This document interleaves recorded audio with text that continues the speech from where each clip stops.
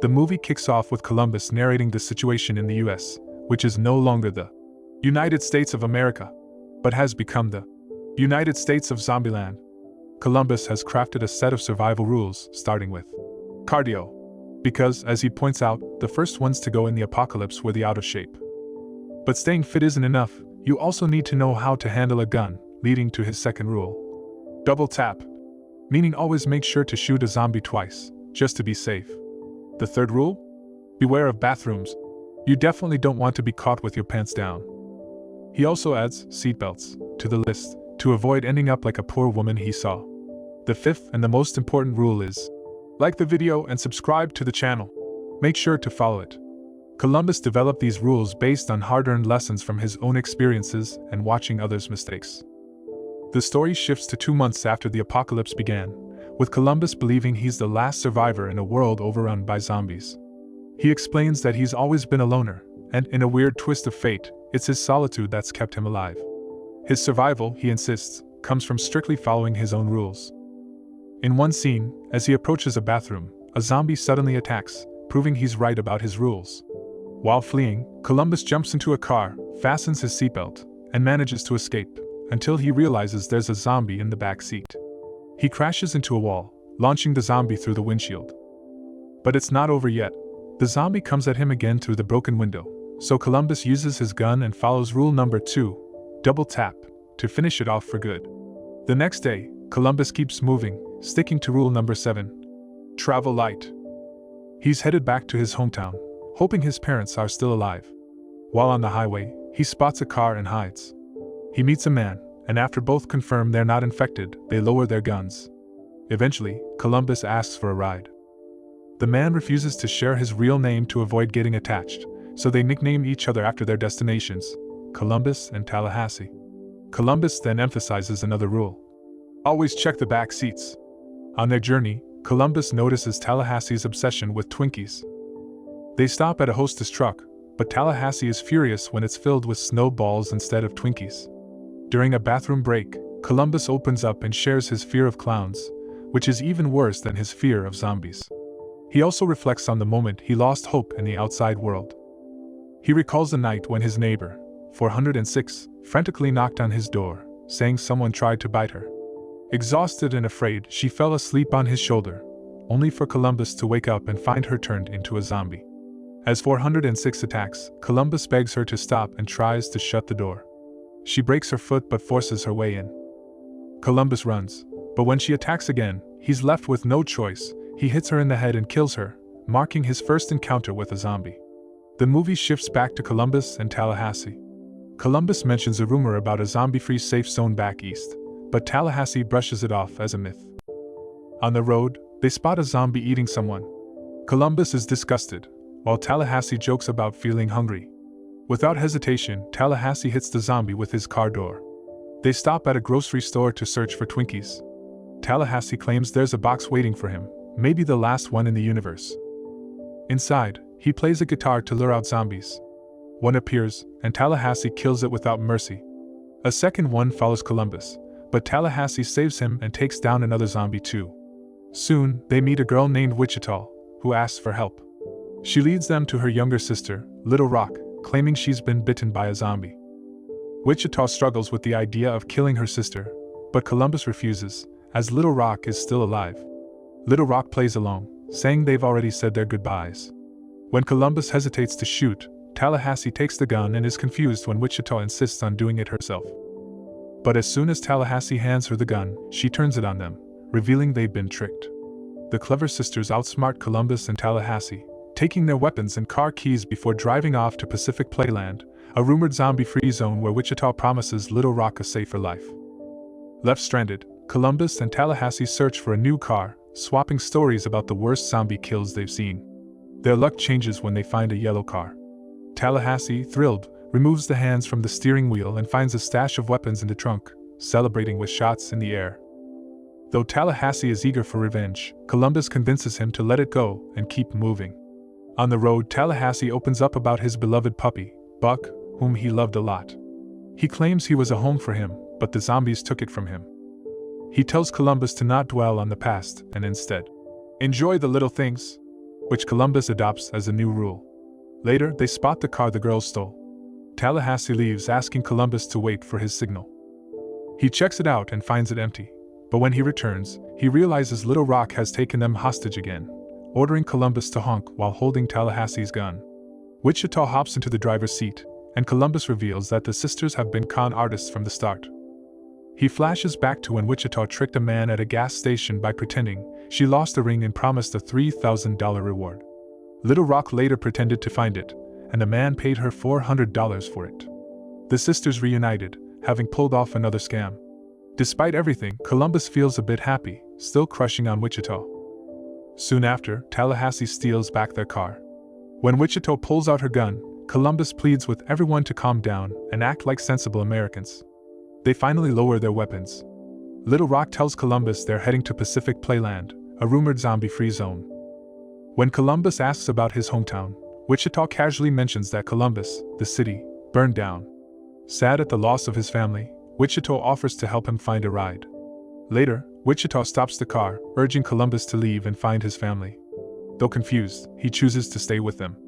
At Tallahassee's request, they stop by a store. Tallahassee rings a bell to attract zombies, and when one shows up, he blows its head off. Inside, Tallahassee catches Columbus putting on some cologne, realizing he has crush on Wichita. In a playful moment, Tallahassee jokingly punches Columbus, accidentally breaking some vases. Instead of making him feel bad, Tallahassee encourages Columbus to smash more. What starts as a small act of destruction turns into a full-blown fun frenzy. Everyone joins in, throwing things and breaking stuff just to blow off steam. The chaos brings them closer, and they actually enjoy the wild moment together, completely wrecking the shop. As they continue their journey, they laugh and bond, realizing they're starting to enjoy each other's company. Eventually, they arrive in Hollywood, and Columbus excitedly rushes out to grab a map. They decide to visit a famous actor's home, which turns out to be Bill Murray's mansion. Amazed by the house, Columbus and Little Rock find a movie theater inside and settle down to watch Ghostbusters, while Tallahassee and Wichita explore the place. Suddenly, Bill Murray appears, but Wichita, thinking he's a zombie, hits him. It turns out Murray is alive, using zombie makeup as a disguise to stay safe. Tallahassee, a huge fan, is thrilled to meet him. They decide to prank Columbus, and Murray sneaks up to scare him. But before Murray can reveal it's a joke, Columbus panics and shoots him, thinking he's a real zombie. It's too late to save him, and Murray admits he wasn't great at practical jokes before he dies. Saddened, the group takes his body to the roof, tosses it off, and fires shots into the air in a salute to him. Later, they sit down to play Monopoly and share stories about surviving in a world overrun by zombies. When asked about the hardest part of the apocalypse, Tallahassee opens up about Buck, saying he lost his mind when he was born. Buck had Tallahassee's personality, smile, and even his appetite. As he talks, Columbus suddenly realizes that Buck isn't Tallahassee's dog, he was his son. Tallahassee pulls out a picture of his boy and breaks down in tears, and everyone feels the weight of his grief. Later, while practicing his aim, Tallahassee invites Little Rock to join him. She takes a shot but misses the target. With a fatherly tone, he tells her to hold her breath and gently press the trigger. She tries again and is shocked when she actually hits the target. Meanwhile, Wichita persuades Columbus to have a drink, leading to a quiet moment together. Just as they're about to kiss, Tallahassee swoops in to interrupt. The next morning, Columbus wakes up to find the sisters leaving again. Little Rock remembers their sisterly rule: trust no one. After some time, the girls finally make it to Pacific Playland. Columbus feels crushed by their departure, and Tallahassee tries to console him, but it's no use. Columbus had dreams of marrying Wichita. Back at the amusement park, Wichita turns on the electricity, lighting up the rides and making Little Rock's eyes widen with wonder. But the lights and sounds attract nearby zombies. Unaware of the danger, the sisters enjoy the rides and their time together. Meanwhile, Columbus is determined to find Wichita. He tries to make a cool exit on his bike but ends up crashing. Tallahassee, impressed by his effort, offers him a ride, agreeing to help him track down Wichita. Back at the amusement park, the sisters suddenly find themselves battling zombies. The undead swarm around the sisters, forcing them to scramble toward their car. As they try to start it, zombies clamber all over, even climbing onto the roof. In a moment of panic, they leap from the car, sending it crashing into the water. They sprint away and hop onto the double-shot ride to escape being bitten. As the ride climbs higher, they feel a brief sense of calm, but the fear hits hard as it plunges back down. Wichita urges Little Rock to shoot the power button, but she struggles. Remembering Tallahassee's advice, she finally hits the button, bringing the ride to a halt. They breathe a sigh of relief, but the danger is far from over. Just then, Columbus and Tallahassee arrive at the park, and Tallahassee realizes the girls really need their help. They jump into action, shooting zombies and crushing them under their tires. The sisters spot them and realize they need to apologize.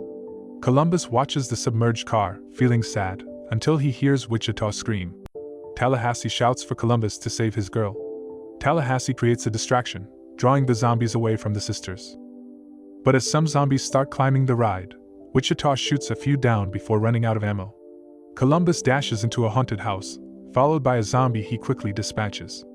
He takes down another one too, gaining confidence. Meanwhile, Tallahassee locks himself in a toy shop, places the loaded magazines behind and kills the zombies in style.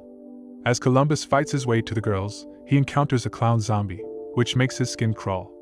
But despite his fear of clowns, he decides to break rule number 17. Don't be a hero. For Wichita. He grabs a hammer and smashes the clown's head, then pulls the emergency button to lower the ride, saving the sisters. As the ride descends, Wichita and Columbus share their first kiss, and Tallahassee watches with a proud smile, happy that Columbus finally got the girl. Afterward, Columbus finds Tallahassee, and hears some commotion coming from the Twinkie shop. Curious, he checks it out and discovers Tallahassee in a frenzy over some false advertising. Suddenly, they hear a noise, and when Columbus opens the blinds, he accidentally fires his gun, hitting a pack of Twinkies. Just as he realizes he's in trouble, they rush out, hearing the sound of their car. Outside, they spot the sisters getting ready to leave, but they stop to let them in. Columbus feels a wave of emotion wash over him as he looks at the girls and Tallahassee. They're the closest thing he has to family now. Little Rock hands a Twinkie to Tallahassee, who savors every last bit of that creamy treat. The girls welcome them into the car, and as the group drives off together, they take out another zombie on their way. And just like that, the adventure wraps up, leaving them with hope and a newfound. The part 2 kicks off with Columbus thanking the audience for tuning back into their story. He explains that in their world, zombies have evolved and gotten smarter. They've even started naming them, beginning with the dumbest ones, called homers, who serve as their main source of entertainment since they don't have YouTube. Then, he introduces the Hawkings, named after Stephen Hawking, who are the clever zombies that can even unlock doors to kill. Finally, Columbus describes the sneakiest zombies, called ninjas, who quietly ambush their prey. Cut to Columbus, Tallahassee, Wichita, and Little Rock outside a zombie-infested White House. They fight their way through and take over the building.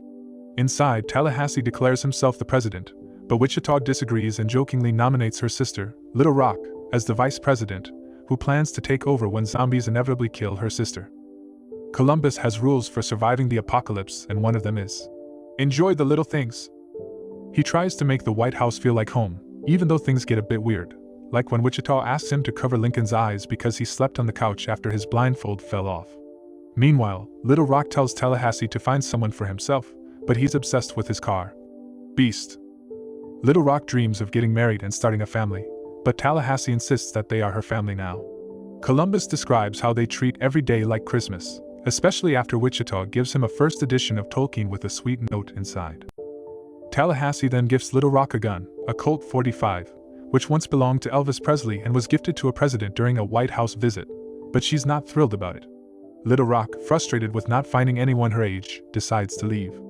That night, Wichita feels down, and Columbus tries to comfort her by proposing. But Wichita, scared of divorce, hesitates and requests some time to think about it. The next morning, Columbus is hopeful she'll say yes, but instead, Tallahassee shows him a note. Wichita and Little Rock have left. In Tallahassee's beloved car, Beast, Wichita tells Little Rock she's trying to teach him not to get too attached to anything. Wichita, annoyed at Columbus, tells Little Rock she's lucky not to have a boyfriend. They soon pick up a young guy named Berkeley. A month later, Columbus tries to distract himself by shopping, but Tallahassee tells him to stop moping over Wichita. They stumble upon a zombie, and while Columbus considers taking it down, Tallahassee steps in and finishes it with flair.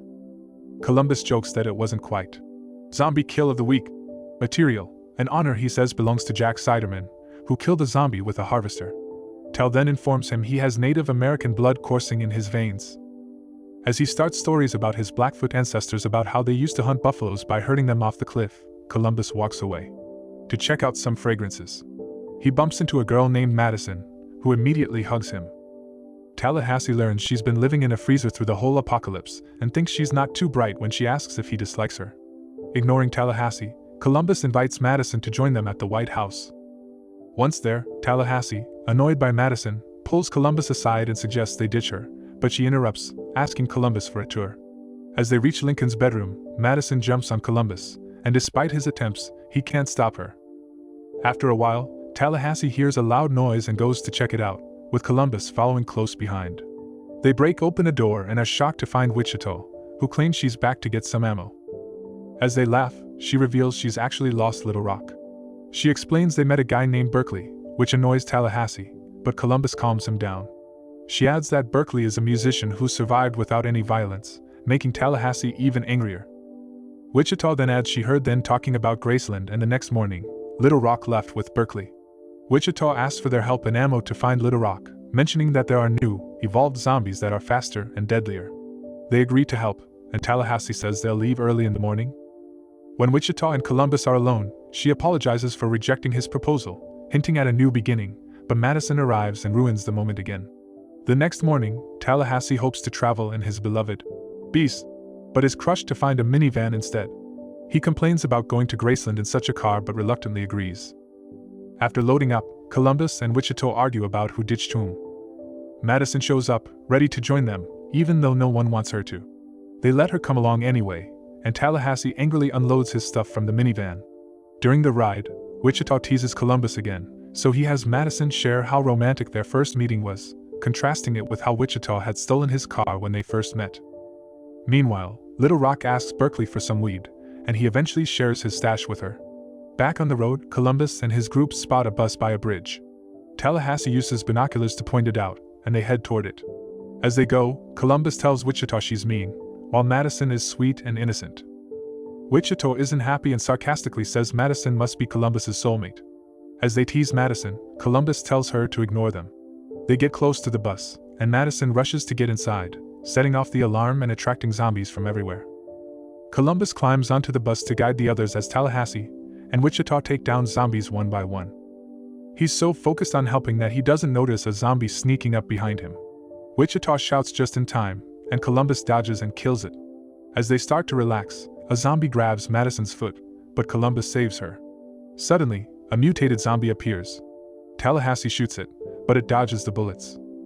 Even after a headshot, it gets back up, and Columbus calls it the T-800, noting it's harder to kill.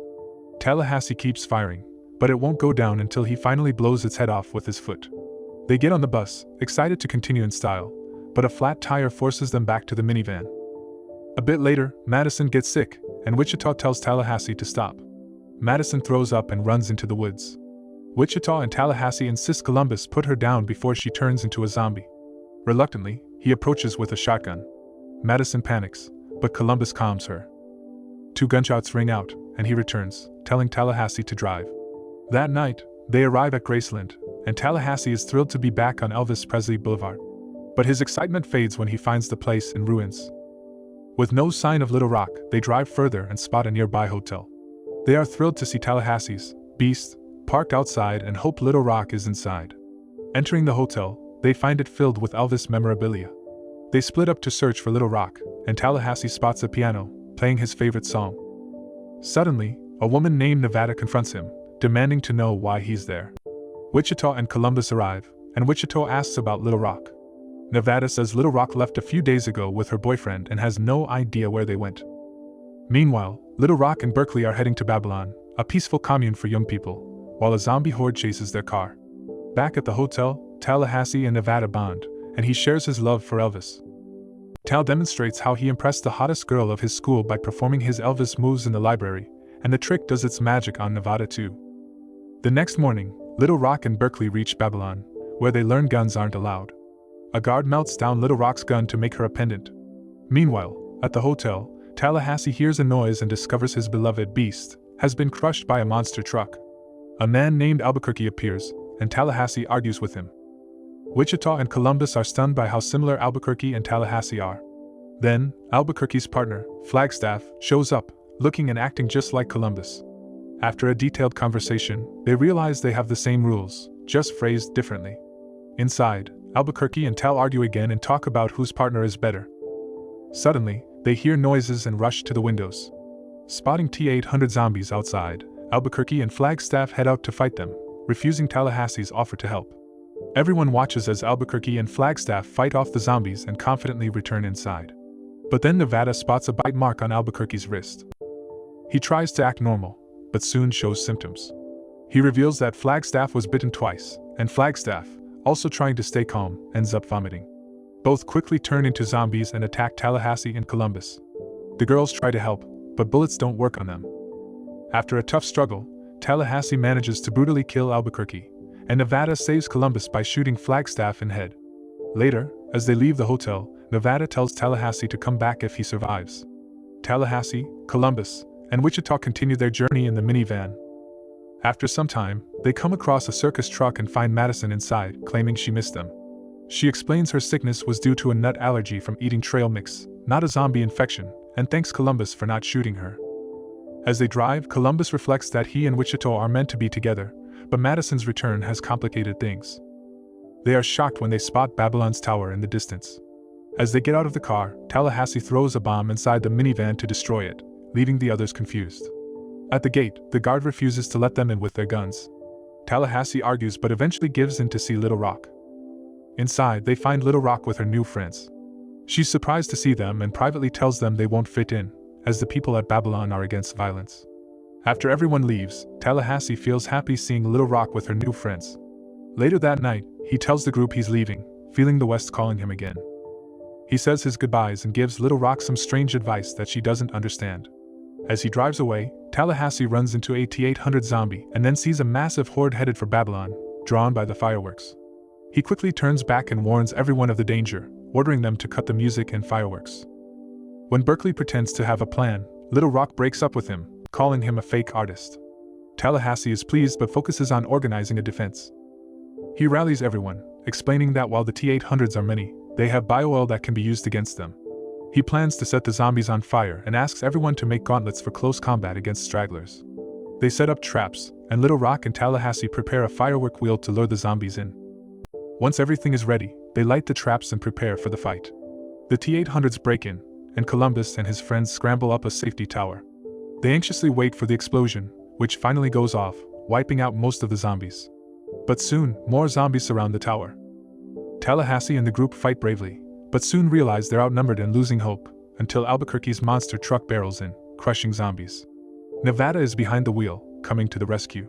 They mercilessly mow down more zombies until the truck rolls over. They escape the truck and enter into a building, when Nevada runs out of bullets trying to hold off the zombies. Tallahassee steps up, using an axe to distract them and leading them to the roof. On the roof, he makes zombie history with the first American zombie jump, holding onto a hook and causing all the zombies to jump after him to their deaths. Columbus calls it the zombie kill of the century. But two zombies grab Tallahassee's leg. He yells for help, and Little Rock shoots them with her Colt 45, saving him. She admits she forgot to use the gun earlier because she was high, which makes Tallahassee laugh. Wichita then says yes to Columbus's proposal, and they kiss. Madison and Berkeley kiss too, leaving Little Rock single once more. The next day, the group drives away in Tallahassee's 1955 Elvis Fleetwood Series 60.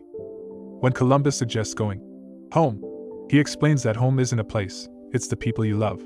The movie ends on that note.